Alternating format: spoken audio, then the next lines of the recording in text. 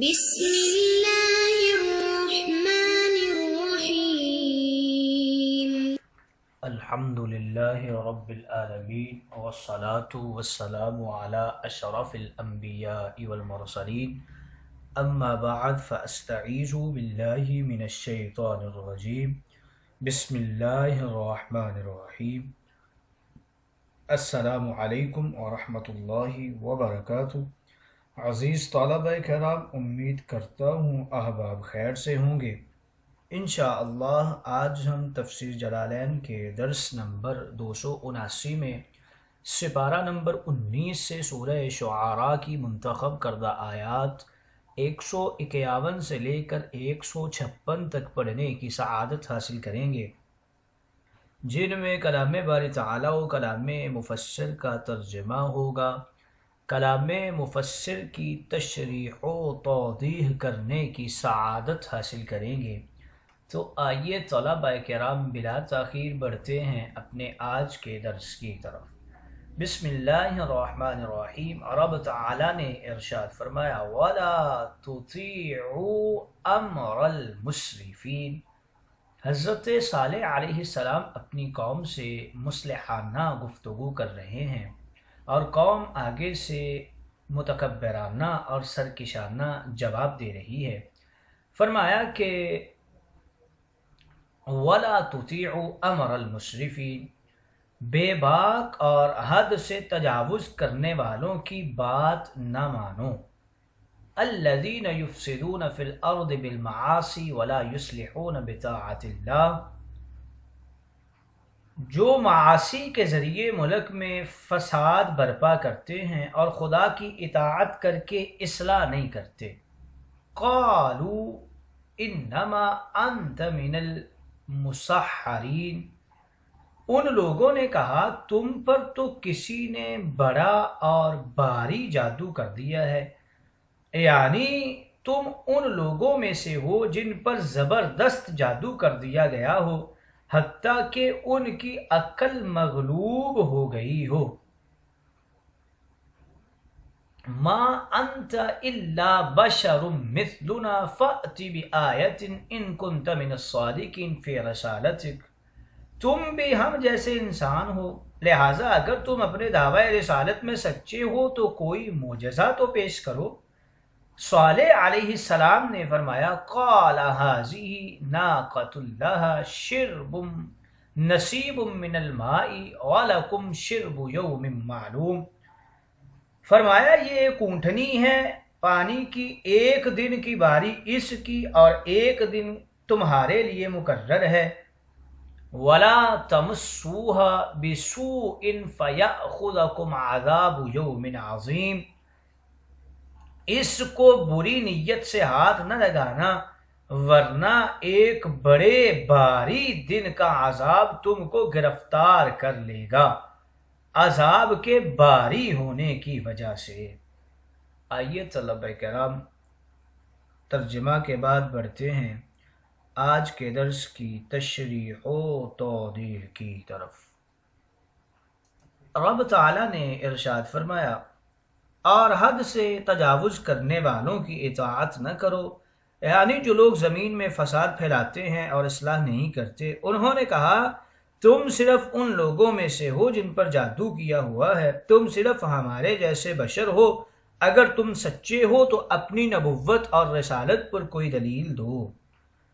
حضرت صالح علیہ السلام نے جب فرمایا کہ تم حد سے تجاوز کرنے والوں کی اطاعت نہ کرو، یعنی جو لوگ دنیاوی لذتوں سے بہرہ اندوز ہونے میں اور ان کی طلب میں حد سے بڑھ چکے ہیں، جن کو صرف کھانے پینے اور جنسی خواہش پوری کرنے ہی کی طلب ہوتی ہے اور اسی میں مصروف رہتے ہیں، اور ان کو اس کا کوئی خیال نہیں آتا کہ اگر زندگی کا مقصد صرف کھانا پینا اور جنسی عمل کرنا ہی ہے تو پھر انسان اور حیوان میں کیا فرق ہے۔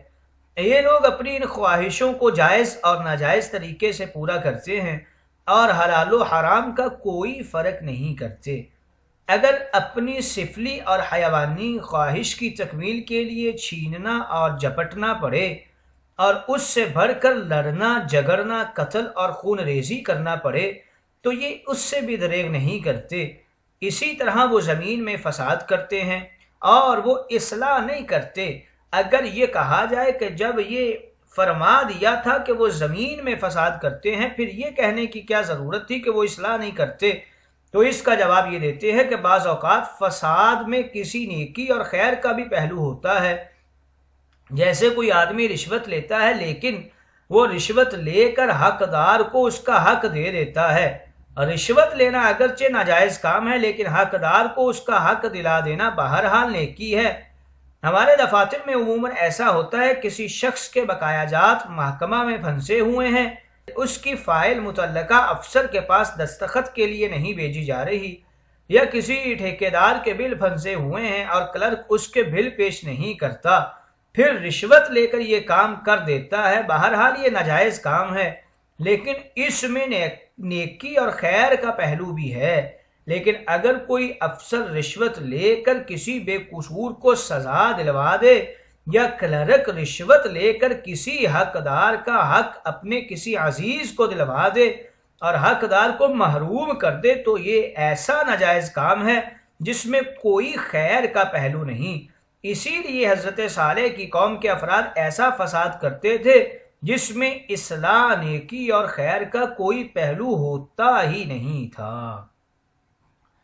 اب انہوں نے حضرت صالح علیہ السلام سے دلیل طلب کر لی کہ اگر تو آپ سچے ہیں تو پھر اپنی نبوت اور رسالت کے اوپر کوئی دلیل ہمیں دے۔ پہلے تو کہنے لگے کہ انما انت من المسحرین، آپ تو ان لوگوں میں سے ہیں جن پر جادو کیا ہوا ہے۔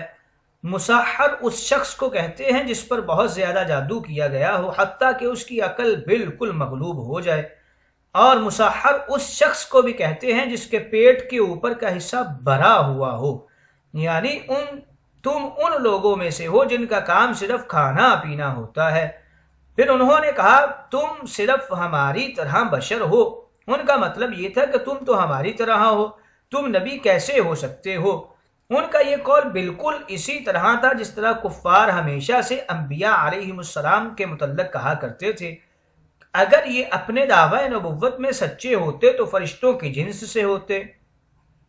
اور اس قول کا دوسرا محمل یہ بھی ہے کہ تم تو ہماری مثل بشر ہو، پھر تمہیں اپنی نبوت کو ثابت کرنے کے لیے کوئی دلیل پیش کرنی چاہیے تھی۔ حضرت صالح علیہ السلام نے ارشاد فرمایا، ان کو دلیل دے رہے ہیں۔ اب رب تعالیٰ نے ارشاد فرمایا، صالح نے کہا قال هذه ناقۃ لها شرب وَلَكُمْ شِرْبُ يَوْمٍ مَعْلُوم، کہا یہ اونٹنی ہے، ایک دن اس کے پانی پینے کا ہے اور ایک مقررہ دن تمہارے پانی پینے کا ہے۔ وَلَا تَمَسُّوهَا بِسُوءٍ فَيَأْخُذَكُمْ عَذَابُ يَوْمٍ عَظِيمٍ، تم اس کے ساتھ کوئی برائی نہ کرنا ورنہ بڑے دن کا عذاب تم کو پکڑ لے گا۔ روایات میں آتا ہے کہ انہوں نے کہا ہم یہ چاہتے ہیں کہ اس چٹان سے ایک 10 ماہ کی حاملہ اونٹنی نکلے اور وہ فوراً ایک بچہ جن دے۔ حضرت صالح علیہ السلام بیٹھ کر ان کے اس مطالبہ پر غور کرنے لگے۔ تب ان سے حضرت جبرائیل نے آ کر کہا آپ اپنے رب سے دعا کیجئے وہ اس پتھر سے اونٹنی نکال دے۔ تو اس چٹان سے ایک اونٹنی نکلی اور ان کے سامنے آ کر بیٹھ گئی اور فوراً اس سے ایک بچہ پیدا ہو گیا۔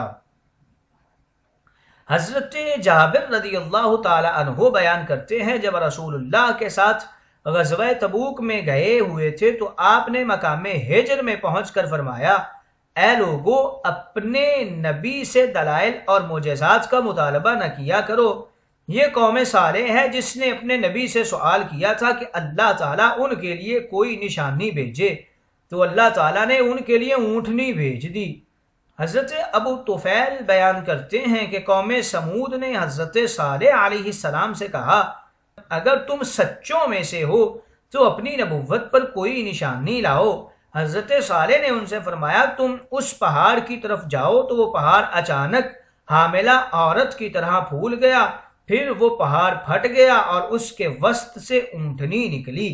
حضرت صالح نے ان سے فرمایا یہ اونٹنی تمہارے لیے نشانی ہے، اس کو اللہ کی زمین میں چرنے چگنے کے لیے چھوڑ دو۔ حضرت جابر رضی اللہ تعالیٰ عنہ بیان کرتے ہیں، رسول اللہ نے فرمایا اللہ تعالیٰ نے ان کے لیے اونٹنی بھیجی، وہ اپنی باری پر ان کے راستے سے اپنا پانی پیتی تھی، اور جتنا وہ لوگ اس کے ناغا کے دن پیتے تھے اس سے اس دن اتنا دودھ دھو لیتے تھے، پھر وہ لوٹ جایا کرتی تھی۔ امام محمد بن اسحاق آپ بیان کرتے ہیں اللہ تعالیٰ نے ان کے لیے جو اونٹنی بطور نشانی نکالی تھی وہ قوم سمود کی زمین میں درختوں کو چرتی تھی اور پانی پیتی تھی۔ حضرت صالح نے ان سے کہا یہ اونٹنی اللہ کی طرف سے تمہارے لیے نشانی آئی ہے، اس کو اللہ کی زمین میں چرنے دو، اس کو کوئی نقصان نہ پہنچانا ورنہ تم پر بڑے دن کا عذاب آئے گا۔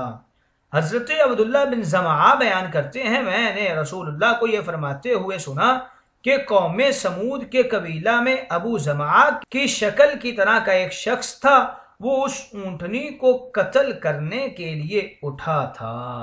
بتا رہے ہیں حاضی ناقۃ اللہ کے حوالے سے، یہ اونٹنی تھی جو ان کے مطالبہ پر پہاڑ کی چٹان سے بطور معجزہ ظاہر ہوئی تھی۔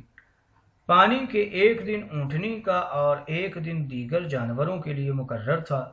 نیز ان سے یہ کہا بھی گیا تھا کہ اس کو بری نیت سے ہاتھ نہ لگانا، یہ رب کی نشانی ہے، اگر نقصان پہنچانے کی کوشش کرو گے تو پھر بڑے دن کا عذاب تمہارے لیے حاضر ہے۔